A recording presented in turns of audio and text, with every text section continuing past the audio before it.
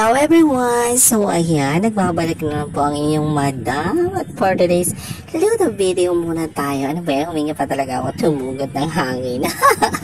So yun guys, pasensya na kayo. Medyo mahina na naman ang boses ng inyong madam. Dahil gabi na naman po, dahil ngayon lang free ang inyong madam para mag voice over. So ngayon guys, nagluluto po tayo ngayon ng pechay at pinaritong galunggong. Yes po. Ito guys is video ko na ito nung nakaraang paliko. So 1 week ago na nung na-record ko itong video na to. Then ngayon ko lang na-isip voice over dahil wala na po talaga akong ma-upload. Ayan. So gusto ko pala mag-thank you sa aking mga followers, sa aking mga viewers, sa aking mga non-followers na walang sawa nagko-comment, nagla-like at nag-share ng aking mga video at sometimes madalas sila ay nagbe-views. Malamang. So ayun guys, nagluluto nga tayo dito ng pechay. Ayan, na-prepare ko na yung ating mga sangkap tulad ng bawang at sibuyas. At syempre, hinimay ko na ng aking pechay at itong isda. Yes. For the gunit, nilinis ko na nga po ang ating pechay. At ayan, marami tayong kamatis sa sangkap. Meron tayong bawang at sibuyas. At ito na yung isda. Hihimayin ito later. Ayan, mabilis na transition. Ching. Ayan, di ba? Walang voice effect. Ito talagang ganap na ganap ito. After ko mahimay yung isda, guys, is nagtira ko na 4 na peraso pritong isda. At ready ko na rin yung aking hinimay na pechay. Hinimay? Pwede pala himayin yung pechay. Dahil super flex ako ng aking mga nilalaga. Nilalaga? ng aking mga lulutuin guys. Ako talagang hinimay. So, medyo mahina na ang boses ko. Pasensya na nga. So, ayan. Ang bilis transition natin dito. Garap na garap tayo. So, ayan. Haloka lang ako dito guys. Konting kwento muna tayo about dyan guys. Haloka talaga ako sa nangyari dyan. Ito guys, actually guys, bumili ako ng isda is 130 pesos yung 6 na galunggong. 6 ba? Oh yes, 6 na peraso lang ito guys. And then, yung 2 peraso guys is hinimay ko at inilagay ko nga ito sa ginisang pechay. Ayan, anong nangyari guys? Sabi ko, oh my gosh, medyo malalaki yung galunggong. Then, 3 lang naman kami kakain ng lunch. So, naisip ko talaga, itira na lang yung 4 na natirang galunggong dahil isa-shadow ko ito. Kaya bumili ako ng maraming kamatis. Kaya lang guys, nakakalungkot. At ang nangyari ay, hindi inaasan, kinain niya ito ng pusa. O, diba? Nakakaloka ang pusa ng kapitbahay. Lagi nila ako kinakainan ng isda. Nakahiya naman. Hindi ko lang talaga mapukol-pukol dahil ang bilis magtago. So, ayan, back to... Anong back? So, balik na nga tayo sa ating video, guys. So, ayan, nagisa na ako ng kamatis. Naloko nga ako dito, guys, kasi medyo malalaki po talaga yung gahit ng kamatis.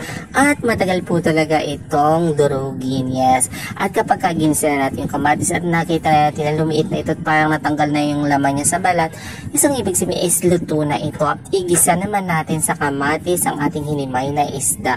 Yes, timplahan nyo na ito na kung ano-anong gusto nyong panimpla dyan. Nilagyan ko yan guys actually ng konting patis. Hindi ko lang nakita sa video or hindi ko na naipakita. Pa sa video na nilagyan ko yan ng patis. So ayun guys, hintayin nyo lang siyang maluto at kumapit na yung lasa ng ating ginisang kamatis sa isda. Lagyan na natin yan ng asin at ng anong tawag dito guys, yung nilalagay natin matas. Kasi ako talaga nilalagay is magic sarap oh. Dahil hindi pa naka-endorse yung magic sarap. So mag-ajinomoto muna tayo. Ha? Ano parinig? So ayun guys, pinagsama-sama ko na ingredients at pinakulo ko na lang ito. Nasa kanya, kumapit naman ang masarap na lasa. At nasa gano'n naman ay masarap pa naman ang kakain ng ating niluto. Sa mga nagtatanong bakit pa ulit-ulit ang niluluto ko guys, pasensya na kayo dahil paulit-ulit din ang kumakain. Ano daw, connection. So yun guys, actually guys, kasi alam niyo naman sobrang mahal ngayon ng gulay, grabe. Dito guys sa amin sa Kahintari sa ginto, ang presyo ng gulay, unlike sa probinsya. Ayan, pa-comment down below nga kung talagang magkano ang presyo or talaga bang mahal ang gulay ngayon or dito lang talaga sa amin sobrang mahal. Kaya naman Diyos ko guys, alam niyo yung kahit medyo lanta na siya, ay bibilihin at lulutuin mo pa rin. So yun kasi lagay ko na yung ginahit kong pecho na for only 50 pesos yan guys. Ilang tali lang yan ha, wala yan kalahat or wala, hindi ko alam kung ilang guhit ito, basta 50 pesos ito guys. Per tali siya, hindi na siya per kilo dahil pag per kilo is 100 or 110 ang kilo. So per piece na lang nilabasan yan. Pero actually don't worry, it's okay, yes. Ang mahalaga ay meron tayong lutuing masarap na ulam. So ayan, kung nakaabot ka sa dulo ng video na to or sa gitna ng video or sa part ng video na to, saan pa talaga? Paki-comment naman po kung taga saan ka at nang malaman ko naman kung taga saan o kung saan nakakaabot ang ating mga video. nyo. So, pasensya na kayo dahil trying hard ko sinera ang lola nyo. So, eme lang for don't worry guys. Masarap naman ang mga niluluto ko na talaga naman masasabi kong hindi ka mabibigo sa lasa at sarap, hindi tinipid sa pagmamahal at magic sarap.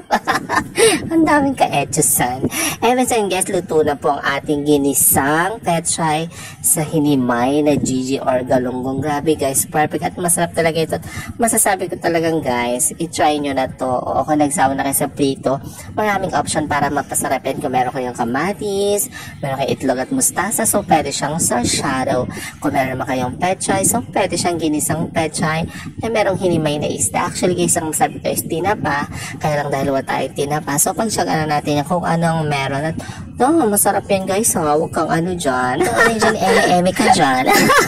At malapit na nga mag-end ang ating video guys. So kung nanonood ka ngayon, please don't forget to like, comment, and share. At pakipollow na din po si Madam for more video.